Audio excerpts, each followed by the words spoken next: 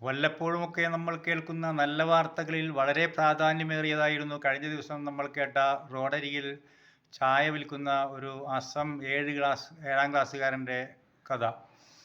ആ കുട്ടിയുടെ വീട്ടിൽ പെട്ടെന്ന് ഒരു അപകടത്തിൽ പിതാവ് മരിച്ചു.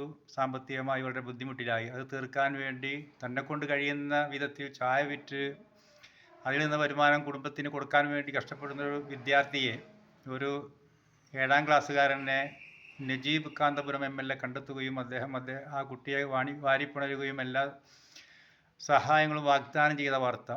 ഇതുപോലെ നമുക്കും നമ്മുടെ ചുറ്റും 7ാം ക്ലാസ്സുകാരനും 70ാം ക്ലാസ്സുകാരനും വൃദ്ധരും വൃദ്ധകളുമൊക്കെയായ ഒരുപാട് ആളുകളുണ്ട്. കഷ്ടപ്പെട്ട് ജീവിക്കുന്നതുകൊണ്ട് എം.എൽ.എ എന്ന രീതിയിൽ അദ്ദേഹത്തിന് പക്ഷേ നമ്മേക്കാൾ കൂടുതൽ സാമ്പത്തികമുണ്ടായിരിക്കാം, അല്ലെങ്കിൽ അതിന് വേണ്ട അതോറിറ്റികൾ ഉണ്ടായിരിക്കാം. നമുക്ക് രണ്ട് കൈകളും നമ്മളടുത്തുള്ള ധനവും മാത്രമേ ഉള്ളൂ. അത് ഉപയോഗിച്ച് നമുക്ക് സഹായിക്കാമെന്ന് തെളിയിക്കൽ നമ്മുടെയും ബാധ്യതയാണ്. ഇങ്ങനെയുള്ള വാർത്തകൾ കേൾക്കുമ്പോൾ തങ്ങളുടെ ചുറ്റുവട്ടത്തുമുള്ളവരെ കണ്ടെത്താനും അവരെ സഹായിക്കാനും ആ വാർത്ത പ്രചോദനമാകട്ടെ എന്ന് ആശംസിക്കട്ടെ.